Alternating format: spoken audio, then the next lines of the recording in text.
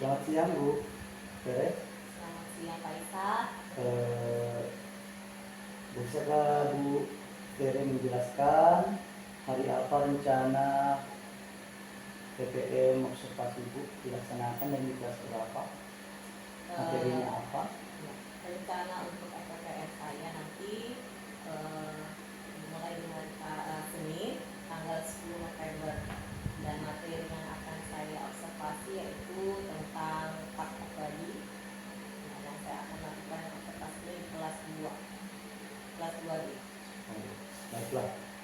Ini saya ada wawancara untuk Bu Tere, beberapa daftar pertanyaan, sekitar 10 pertanyaan yang akan saya utarakan.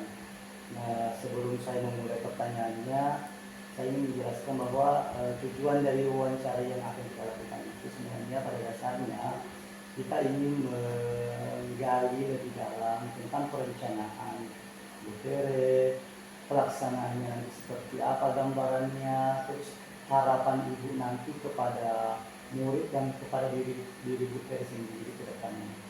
Saya mulai ya Bu ya. Ini semua dari persiapan pembelajaran Ibu. Bagaimana Ibu mempersiapkan pembelajaran untuk materi Park of Bali di sini? Saya menyiapkan FPPM-nya dengan berupa gambar, gambar Park of Bali itu sendiri yang saya sudah siapkan, dan beberapa LKPD yang nanti akan dikerjakan oleh murid kelas. Ya, saya kira seperti itu Pak. Sumber belajar yang Ibu gunakan nanti di pas observasi dari mana saja sumber belajar? Sumber belajar yang saya pakai untuk observasi nanti saya ambil dari buku yang selama ini mereka pakai untuk belajar, lalu beberapa dari internet, dan beberapa juga dari ada aplikasi-aplikasi yang saya biasa gunakan. Berarti sumber ini lebih dari satu ya Bu ya? Betul Pak. Sedikit modal berarti. Ya. Kita lanjutkan ke pertanyaan berikutnya. Apa ada penyesuaian khusus yang Ibu lakukan karena melihat karakteristik siswa yang berbeda-beda? Apa kira-kira cara penyesuaian Ibu di kelas nanti? Oh ya, saya menyesuaikan berdasarkan kemampuan anak, tapi saya tidak mengelompokkan mereka. Saya hanya menggabungkan mereka yang mampu dengan mungkin ada yang kurang mampu supaya kegiatan imbang. Oh iya. Ya. Jadi ya bervariasi lah nanti di dalam kelas mereka. Terus saya juga berikan mungkin beberapa tambahan bimbingan serta contoh-contoh sederhana sebelum saya memulai observasinya nanti. Terus di dalam pelaksanaan pembelajaran nanti ini kira-kira bagaimana strategi atau metode yang Ibu gunakan dalam proses PPM nanti di kelas? Ya, saya menggunakan pendekatan yang berupa PBL atau problem based learning, di mana siswa itu mengamati gambar tiap part of body yang ada di kelas yang saya akan tempel di papan tulis. Terus nanti mereka akan berdiskusi, lalu menulis beberapa kosakata dari hasil pengamatan gambar yang ada. Jadi masalahnya nanti adalah ada gambar bagian tubuh manusia gitu. Betul Pak.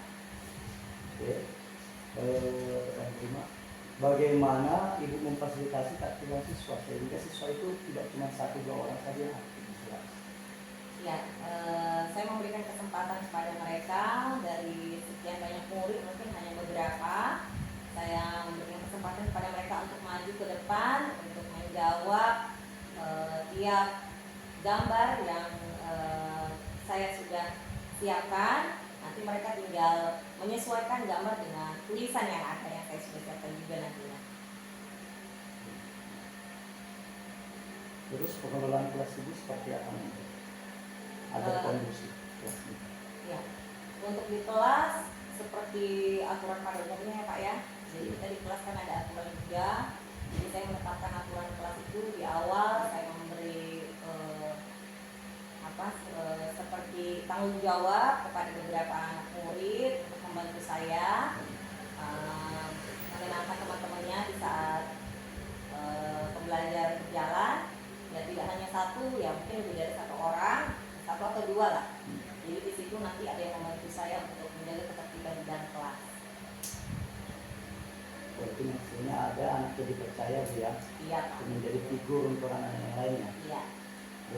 Selanjutnya di penilaian atau refleksi, bentuk penilaian ibu yang digunakan nanti ketika di kelas seperti apa bentuknya, gambarannya? Bentuk penilaian. Penilaian yang saya lakukan nanti yaitu melalui hasil tulisan siswa selama mereka mengerjakan tugas, terus bagaimana mereka menjawab setiap diskusi nanti yang ada di dalam kelas, serta penilaian keterampilan mereka dalam berkreasi, ya, dalam menjawab tugas mereka nanti. Apakah nanti jika anak itu jawabannya kurang tepat, ibu akan tanya apresiasi jawaban mereka? Iya. Tetap nanti. Saya akan tetap mengapresiasi supaya mereka tetap nanti ada kepercayaan diri mereka untuk tetap mau belajar. Apa harapan ibu dalam program pembelajaran kali ini? Apa yang ibu inginkan dan ibu harapkan dari anak-anak? Yang saya harapkan pada anak-anak yaitu saya berharap bahwa mereka lebih memahami setiap kosakata, tidak hanya setiap pembelajaran yang saya berikan di kelas. Saya harapkan mereka di saat saya bertemu dengan mereka sudah mulai sedikit bisa menyapa saya dengan bahasa Inggris, ya kan, ya dengan ya mungkin kalau bisa mereka sebutkan beberapa bagian tubuh mereka, kosakata yang singkat, setidaknya itu sudah membuat saya sedikit lebih, oh iya ternyata mereka mampu, ya selama ini apa yang saya ajarkan mereka bisa. Ini tentunya kan Ibu Teres sudah merancang TPM Ibu ini sudah dari beberapa hari yang lalu. Ya. Tentunya mungkin Ibu sudah punya gambaran karena kan Ibu gelarnya mengajar di kelas berapa tadi? Kelas 2. Kelas 2. Ibu sudah punya gambaran kan sudah beberapa kali masuk mengajar di kelas 2 kan? Ya. Kira-kira apa tantangan atau hambatan yang mungkin bisa terjadi ketika Ibu mengajarkan 45 materi itu nanti di kelas 2? Ya. Tantangan saya yang saya pikirkan selama persiapan untuk observasi ini mungkin adalah menjaga ketertiban di kelas, fokus murid juga di saat saya mengajar, karena yang saya ajarkan ini adalah anak-anak kelas rendah, di mana mereka itu masih belum bisa terlalu fokus Pak. Ya, masa bermainnya. Betul, ya. Jadi mungkin di situ tantangan saya di situ. Bagaimana saya harus bisa menjaga ketertiban, kedisiplinan mereka di saat saya sedang mengajar. Berarti manajemen kelas perlu dipengajian lebih dalam lagi ya. Ya. Agar kelas yang kondusif. Ya. Ini pertanyaan terakhir, apa yang Ibu harapkan dari kegiatan observasi kali ini? Harapan Ibu untuk diri Ibu? Untuk diri saya, semoga setelah adanya observasi ini saya lebih dalam mengajar di kelas, saya lebih bisa menghandle bagaimana cara menangani kelas, bagaimana cara mengajar di kelas dengan baik. Dengan adanya observasi ini, setidaknya apa yang saya tadinya tidak tahu, saya akan belajar pelan-pelan. Ya mungkin dari situ saya bisa memulai sesuatu yang saya tidak pernah coba, saya akan mulai coba. Jadi cukup mungkin wawancara saya untuk berobservasi. Nanti setelah itu akan ada video lagi di kelas selama durasi kurang lebih 70 menit. Setelah nanti itu lanjutkan lagi dengan pasca observasi. Ini nanti ada juga pasca ya. Cukup sekian mungkin. Jika ada kata-kata saya yang mungkin tidak berkenan, maaf. Saya akhiri.